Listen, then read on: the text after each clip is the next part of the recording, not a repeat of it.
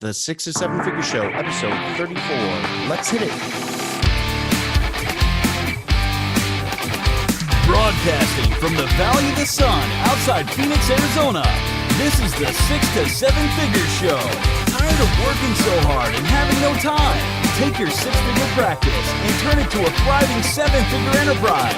And now, your host, author, speaker, mentor, and strategist, Frank Bria. Welcome, everyone, to the 6 to 7 Figure Show. I am your host, Frank Bria, and today I am absolutely delighted to be joined by Ciprian Soleriu. I hope I got the pronunciation right. Perfectly. It's my leftover Romanian. Anyway, Ciprian's a good friend of mine who helps businesses grow their sales through epic list growth campaigns that involve messenger bots, Facebook ads, and smart automations. Ciprian, thanks so much for being with us. It's my pleasure. Thanks for inviting me, Frank. It's always a pleasure to chat to you. And hopefully the people that are going to see and listen to us will get something valuable out of this conversation. I hope so. I'll do my best. That's my hope as well. So automation is kind of like your that's your real focus these days. List and when you talk about epic list building growth, what are the latest kind of automation tools that you're using? What are some of the newest things people are doing in automation right now? Yes, it's a great question. So what I'm focused right now is getting people leads through Facebook ads that send these leads into Messenger bot, into the Messenger chatbot, and then to a sales page. Now, for example, I need to give an example. Right now, we're working with an author, a book author, right? He's a doctor, and his list was, when we started, was around 400 and something people in his Infusionsoft. We moved to ActiveCampaign because it was cheaper and better for what we wanted to do. And within a matter of 2 weeks, we grew his list from 400 to over 2,500 people using Facebook ads and using a quiz, for example. So we ran ads that took people from Facebook to a Messenger quiz, a bot that asked some questions and gave people a score based on their answer. And then based on their score, gave them the opportunity to download an ebook, a free report, and give us the email, or nothing. Just, you're not our type of customer. Yeah. We know based on your answer we won't make money out of you. Yeah. So we just keep you in the Messenger bot list, and maybe in the future something will come up.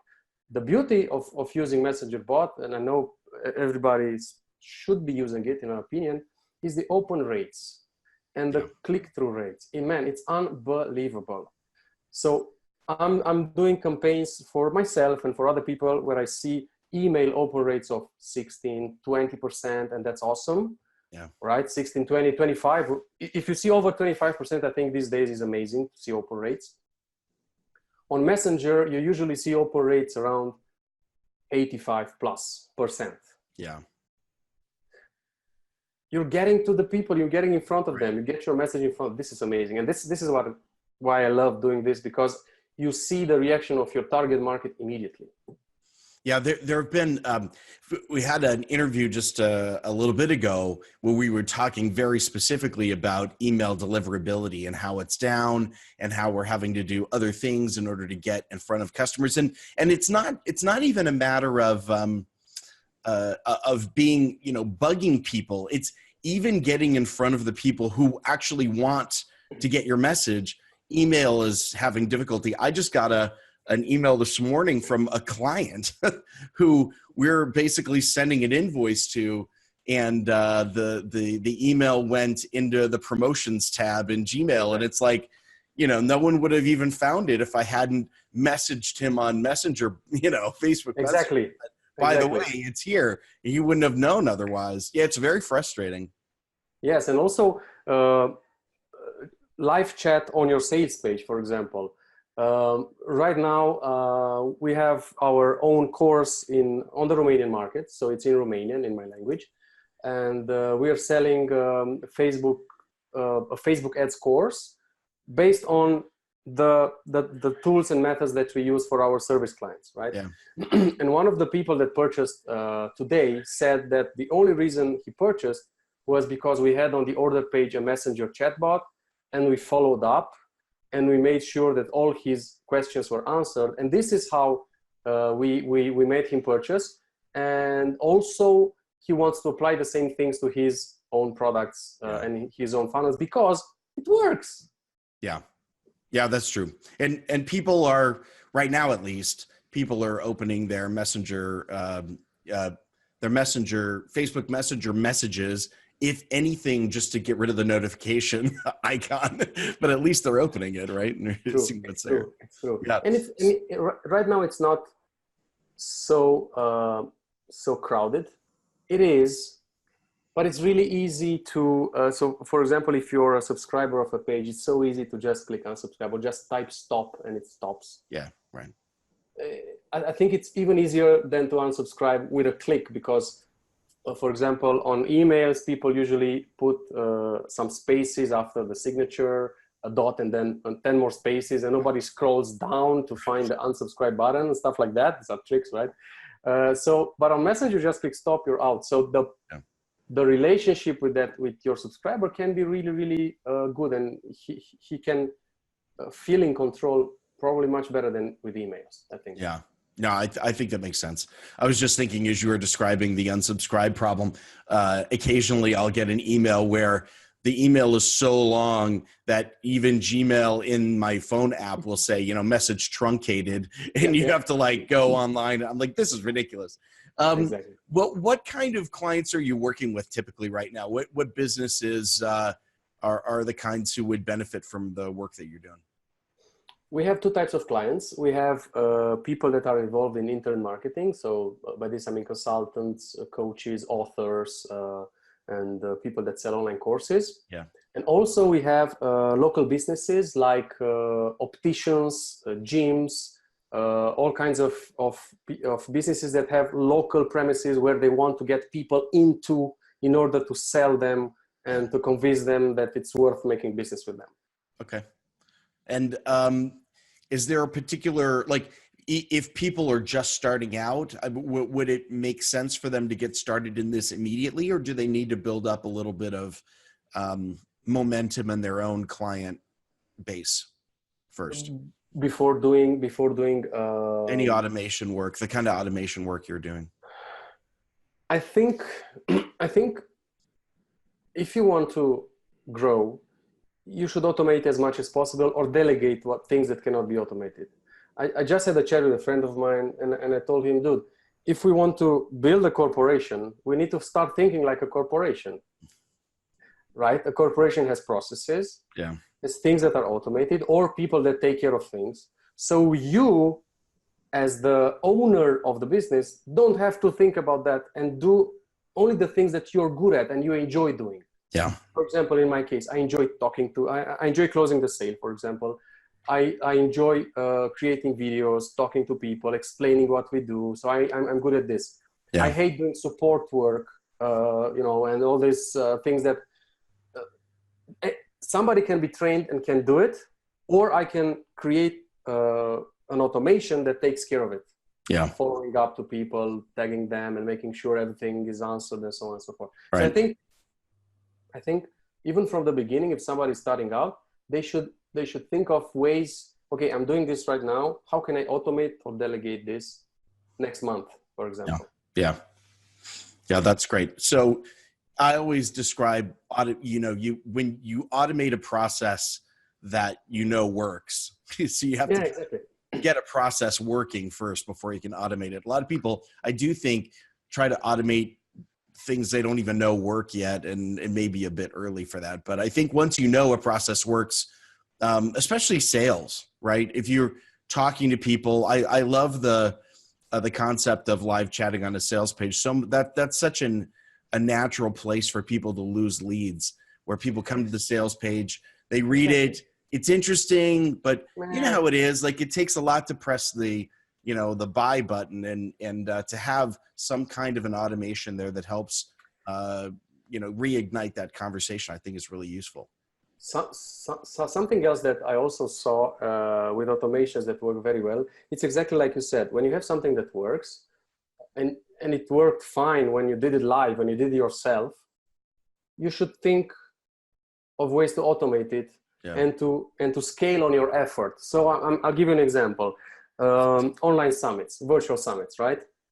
You did virtual summits, I did my own virtual summits.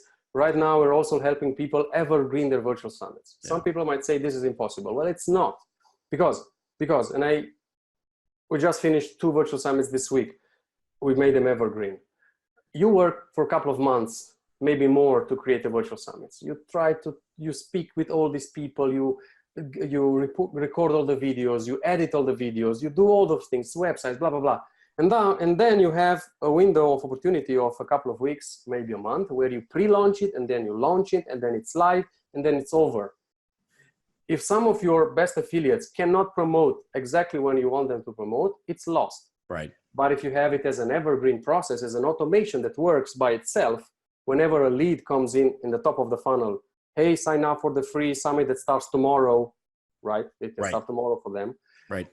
Then your best affiliates can also promote it, because they have a window of opportunity. And you tell them, hey guys, look, I have this summit. We have these opt-in rates, these conversion rates for sales.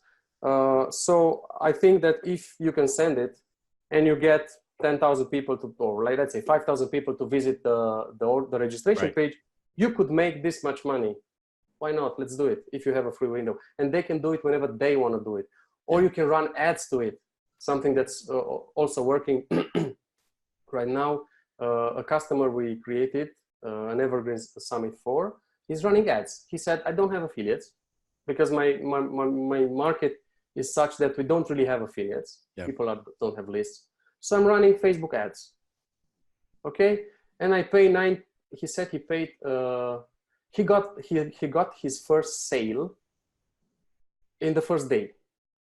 So first day of starting ads, first sale. And he sent me an email and he said, Ciprian, we have the first sale, blah, blah, blah. I think I can find it. And I loved it because it's a proof that something that worked once will work again. He said, first sale on the Evergreen Summit and Facebook ad campaign started this morning.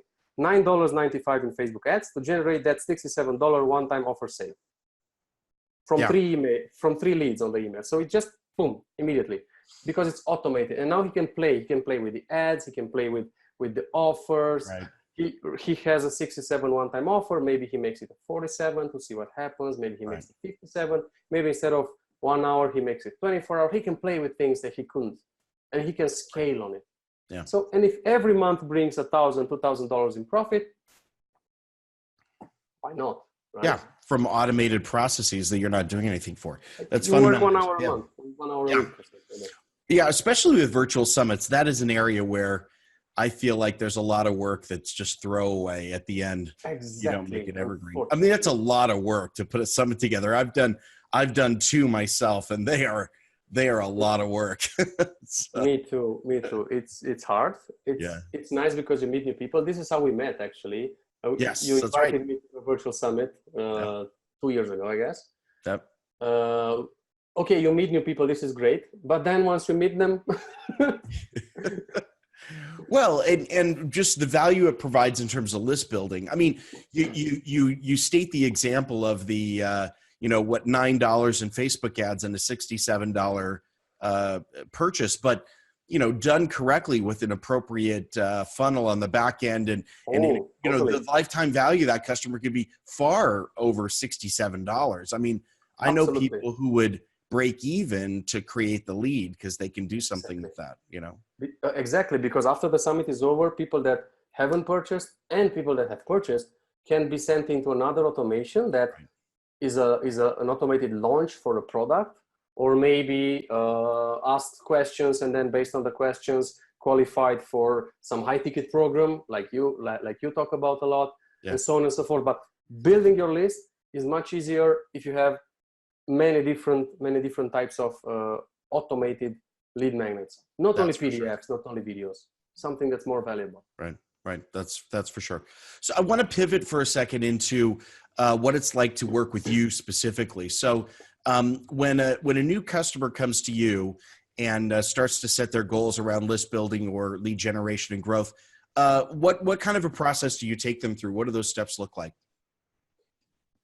First, we start with the target, because I want to know that what we're doing is helping our customer before we talk about anything else. So we say, okay, how much do you want to achieve? What should we achieve? What should we work for? Okay? Yeah. Then we set up a project manager in our project manager space in our project management tool. It's called ClickUp, by the way. I think it's really nice. Similar to Asana, Trello, and all these things, but it's nicer in my opinion. And I'm not an affiliate. And then we have weekly meetings where we talk about the results. We talk about what went well last week, what can be improved, about what we need to do next week. So we always are very transparent and want to fine tune our actions based on what the customer needs and what the results we bring. Yeah. So for example, for one of the customers who are running ads right now, we started with a quiz about food addiction, right? Who would have thought of that? So we said, okay, we have several types of things that we can touch. Let's start with food addiction as the first quiz. We created the food addiction quiz. We got the green light from him. He said, okay, it makes sense what you did there, because we did our own research. And then we integrated it with ManyChat, with the chatbot. We started running ads. We started testing the ads, and we got a new lead for around $0.15 or something like that. And we focused only on the most expensive markets, which is the US, Canada, Australia, UK, Ireland, these countries. Yeah. So quality leads.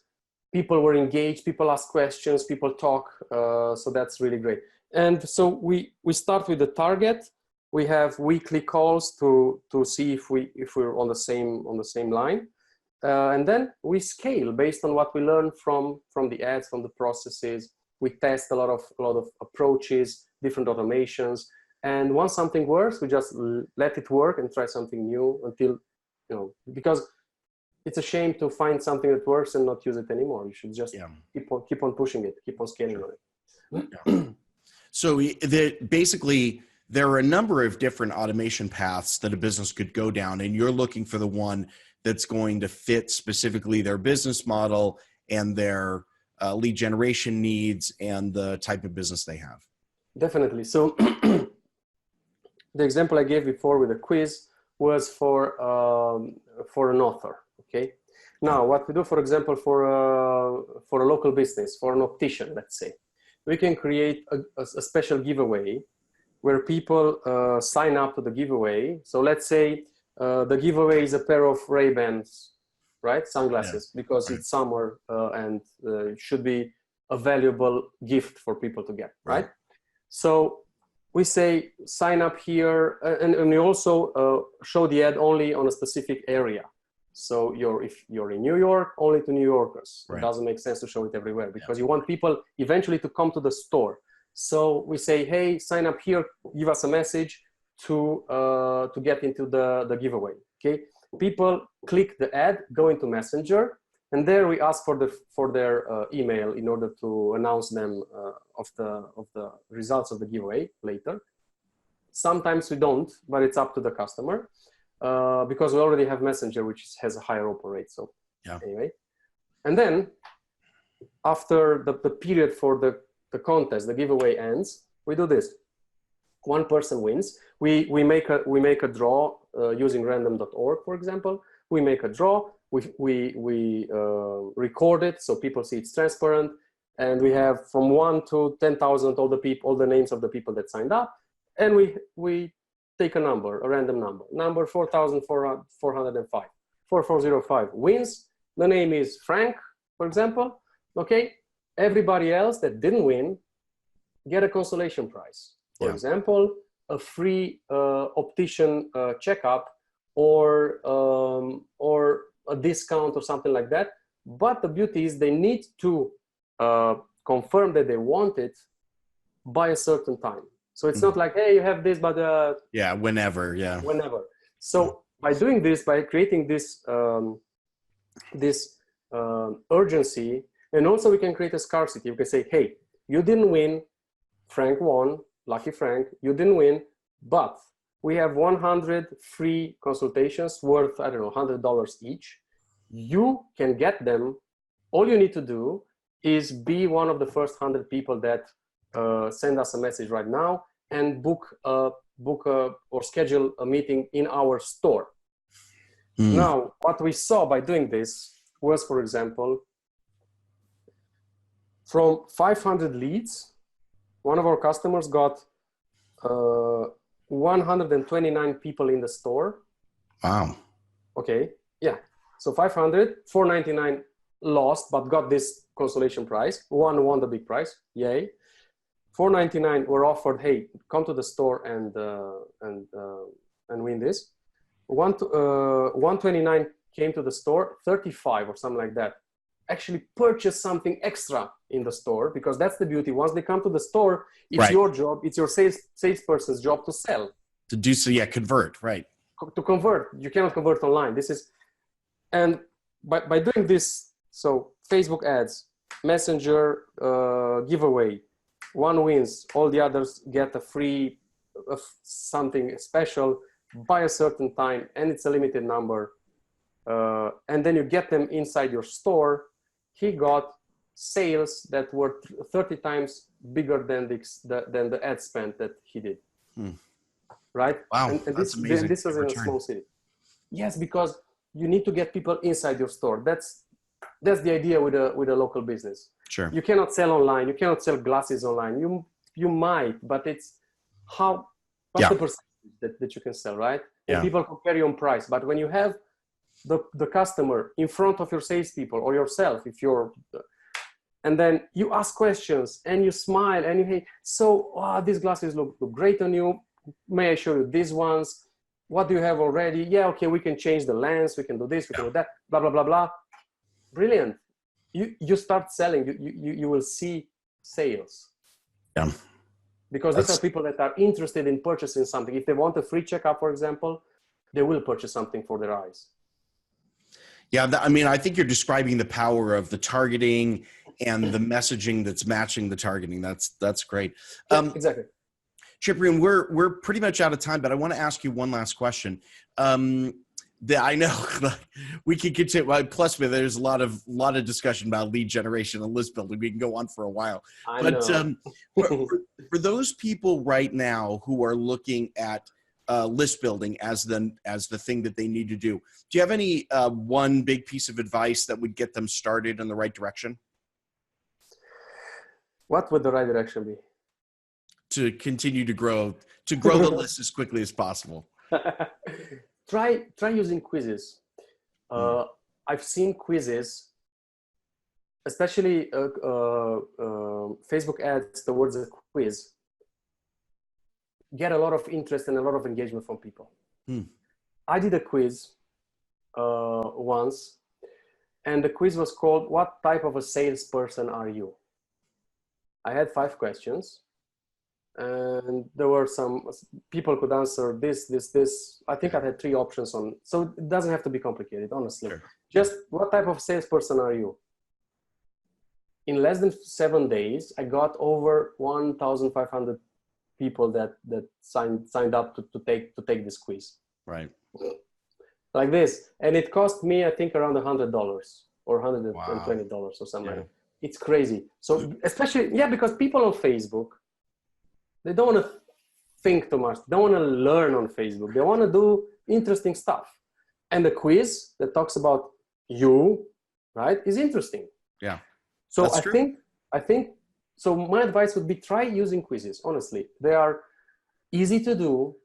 You don't have to invent, because you just can Google and find a million questions, and you can just take what you think makes sense and adapt them to your specific audience. So you're not stealing anything. You're just like, you're creating something new. Right. People are engaged by quizzes. So definitely try using quizzes. I think they have a great chance of growing lists really, really fast, much faster than lead magnets, videos, and all other stuff. That's fascinating. That I've seen quizzes be incredibly powerful before, so I think that's really good advice.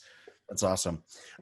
Ciprian, again, apologies that we're out of time. I know you're busy, and we want to make sure that we don't take you away from your great client work that you're doing as well. But appreciate the time you spent with us. For those people who want to connect with you, what's the best way for them to go about doing that? I think the easiest would be just send me a message on Facebook Messenger. Okay. Right? Since we talked about Facebook Messenger here and there, just find me on I think you will put the link, right, to my... Yeah, we will. Absolutely. Yes. So just send me a message. I reply to all messages that I get, even from unknown people. And then once I know them, I will do my best to help them. So if you want to get in touch with me, send me a message on Messenger. Tell me you saw me at Frank Bria's video podcast, and then I'll do my best to help you. Great. That link's below the video, or it's on the show notes page. If you're listening to this audio kind of offline, come on back. But otherwise, if you look him up on Facebook, you'll find him. Oh, definitely. It's only one of me. So one is my page with my name, and one is my my personal profile. Right, you won't see unless I got copied by somebody. I don't think so. I haven't cloned myself lately. So yeah, it's just me. That sounds like a great way to get in contact. Thank you very much, Ciprian. Really appreciate your time and your insights today. My pleasure, and good luck with the podcast and with everything that you do. Thank you. And good luck to everybody that's listening to us. Thank you very much. And thank you for listening today. Really appreciate the time that you've spent with us on the 6 to 7 Figure Show. I've been your host, Frank Bria. We know that you got a lot of things to do. If you're spending time with us, we are honored that that's the investment you've chosen to make, and we will catch you up next time. Take care. Bye-bye.